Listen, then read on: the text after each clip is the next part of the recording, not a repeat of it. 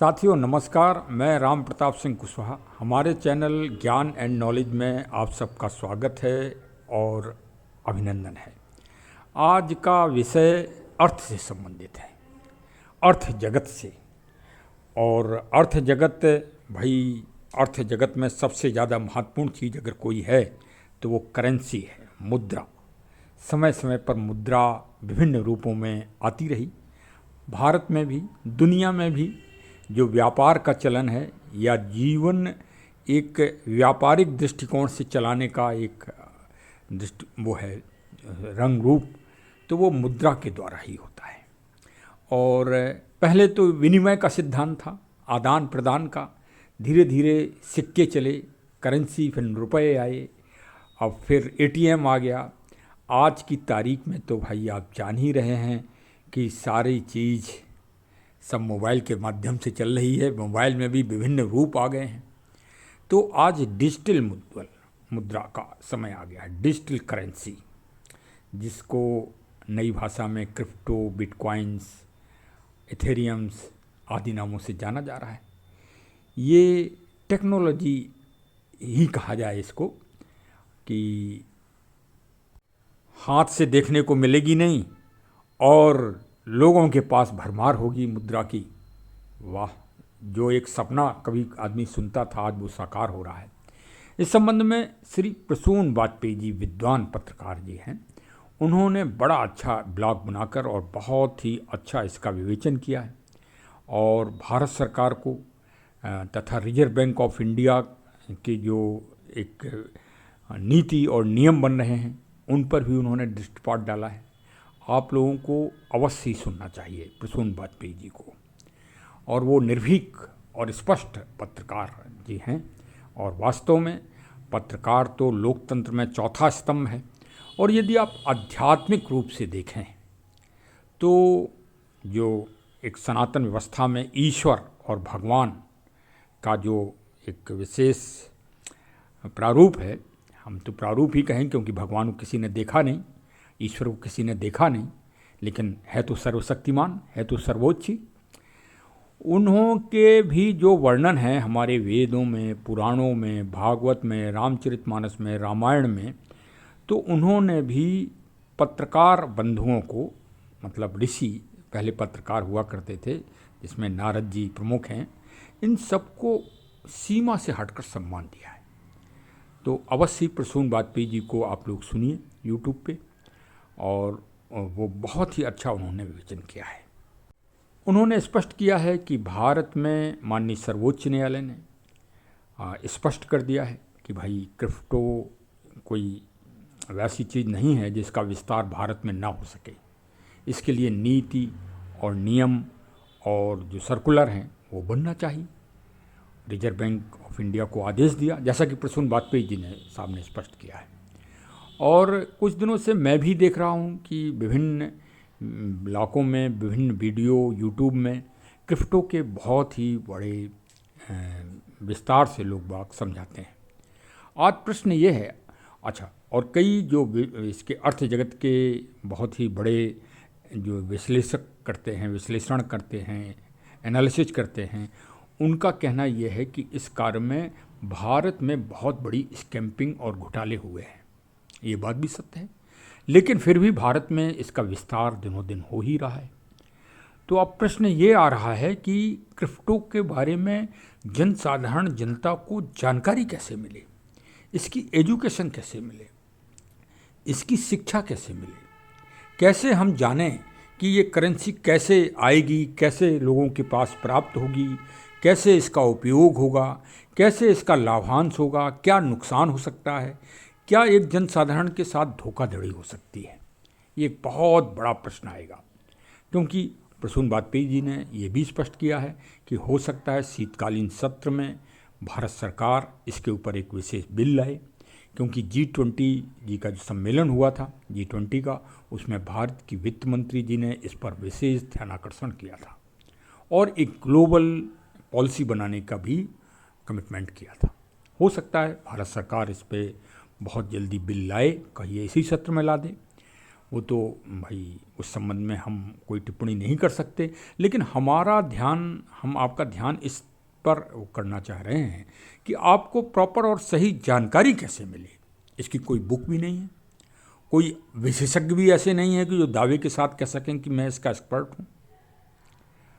तो मैंने एक इसमें विशेष जो है नज़र डाली, तो मैंने पाया कि एक कंपनी भारत में मोबीक्विक कंपनी है और उसके CEO हैं श्री अभिषेक भंडारी जी।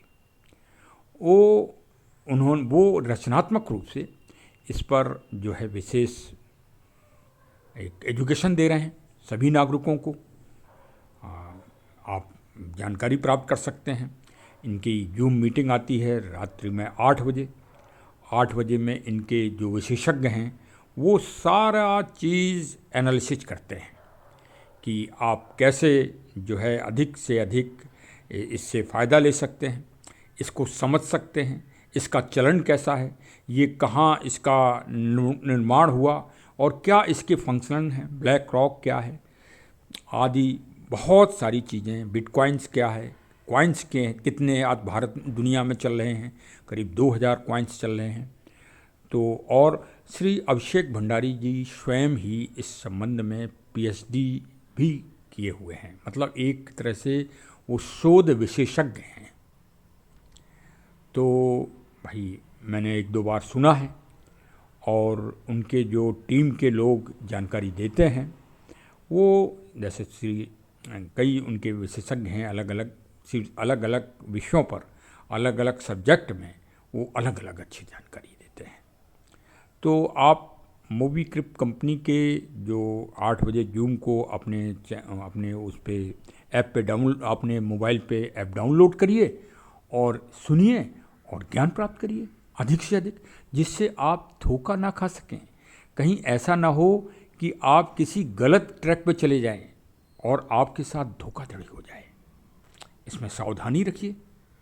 हाँ, और क्योंकि आप जैसे ही इसको YouTube पे सर्च करेंगे आपके पास विभिन्न लोगों के आपके मोबाइल पे ऐड आने लगेंगे कि हमसे आप क्रिप्टो खरीद सकते हो, हमसे बिटकॉइन खरीद सकते हो, हमसे एथेरियम खरीद सकते हो, हम इतना वो देंगे, इतना वो देंगे।